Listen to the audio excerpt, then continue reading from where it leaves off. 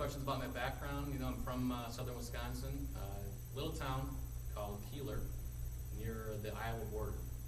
500 people, no stoplights, one church, but 4 bars, of course. State basketball champions last year. Possibly, yeah. So I went to high school at Cuba City, and then college at University of Wisconsin-Platteville. Got a degree in psychology, and you really can't get a job with a degree in psychology, so I had to get a master's degree, and went to Michigan for that. And I always tell people either a girl or a job kept me in Michigan for 15 years. So I came back 3 years ago and settled in Janesville to get back to family, bring our kids, our 8-year-old son and 7-year-old daughter back, be with their grandparents and cousins and uncles. And I love the area. We're kind of centrally located now with all of our relatives, Chicago, Milwaukee, and Mineral Point, and Keeler. So kids go to public school in Janesville, and this is where our business is. We're still running our business, and I will always have that going, so I don't need to rely on a state job. I'm gonna put my neck out there and vote for my principles of limited government and fiscal responsibility and personal responsibility. They mean a lot to me. I kind of encapsulate all those things in the concept of liberty, which means a lot to me. I take it very seriously.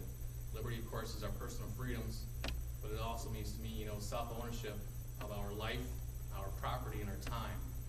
And that's how my votes will also guide me with the concept of liberty. And that's where we can, it lines up nicely with the idea of jobs, because more liberty you just has, it means less government and the best economic opportunity you have, right? The best environment for job creation. So it's a message I can be very passionate about, because it fits with everyone's ideal lifestyle. Is there something about this last budget that is there one item in that last budget that really struck you as something that was the most atrocious? A lot of big things that have been happening. Of course, I'm totally against inserting policy legislation into a fiscal document. I would never do that. I would never never try to insert earmarks into the budget. We're already in the hole, and we're putting another $40 million in earmarks. I think that's just morally reprehensible, if not just irresponsible. I think what we're going to find out, we've got a lot of things that are just hitting us now, right? The auto insurance rates hikes. We're finding out how bad that is.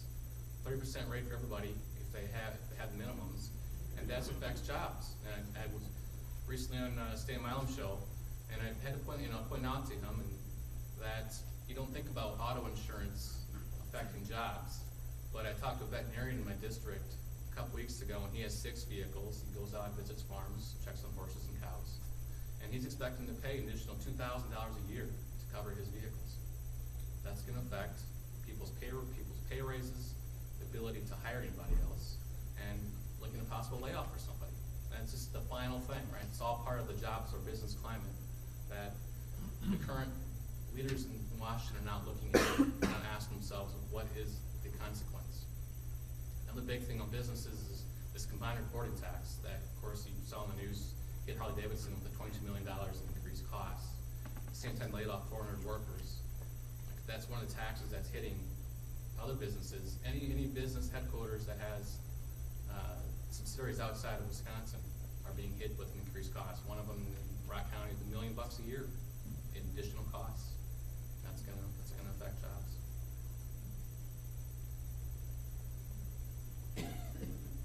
I've been married for about 10 years. My wife is also a public servant. She was just elected to the school board this past spring, so she's getting her feet wet and enjoying it. No angry phone calls from parents at home so far. So she really enjoys it. We both have kind of a background in human resources, so she's able to use that personnel, HR background to help out, kind of add some of that aspect to the school board that really haven't happened before. Get involved in the labor negotiations and contract negotiations. So she's keeping busy, and that's about it. Unless somebody else has any other questions, I'll be. Do you have a prediction as to when they're going to hit a shortfall? Because they're going to have to come back and repair this budget, right? Yeah. And as early as next spring, I've heard.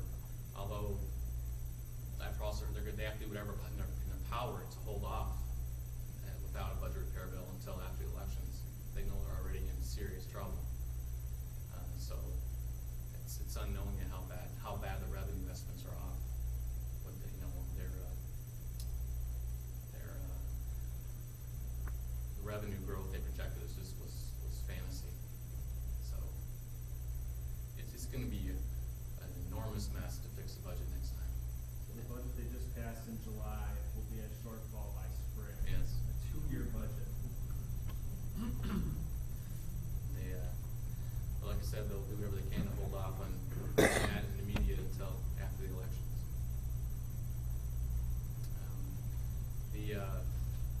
Finding other things about the budget, one big thing is the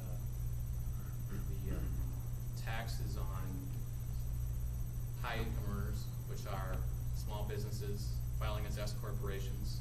70% of businesses' jobs in the state are from small employers. And that's got the effect of saying, okay, I'm not going to work as hard, or I'm going to take my company outside the state. And that's already happened with, of course, as we know, retirees have lived in Wisconsin for years, taking their tax money with them. And before that, high-income earners have been living in Wisconsin for years. If they work in Wisconsin, live in Illinois, right? And I understand that you tax a little bit to provide core services for people in need, and you arrive at the best tax level. But what Madison's done over the past few years is bring us down to a point where now we're taxing beyond the best tax level, and we're actually losing revenue because of the increased taxes. So there's a point there where we passed years ago, and that's we have to bring it back to and that's what something I'm impressed with Scott Walker is. He says I would reduce the rate to retirees. Let's keep them here. Let's bring them back to Wisconsin and actually increase revenues with lower taxes, and that works. Yes. It's your plan to make Wisconsin globally competitive. Right. Wisconsin is in top 10 corporate rates for corporate tax rates right now, so it's not competitive right now. And part of the plan is to help attract new businesses immediately with tax and credit incentives. Right. We do a lot of things with local communities, give them more tools to go after aggressively businesses that are looking to locate or expand. So that's part of it. Let's attract new businesses with a tax credit. And that's how we lower taxes initially, immediately. But overall, we have to improve the climate, the business climate, so that we look at lowering the tax rate wherever else possible. And that's the biggest thing. That's still, we have everything else going for us. Roads and schools, and the tax rate is what the first thing businesses look at to move. So that's the big piece of it to make us globally competitive.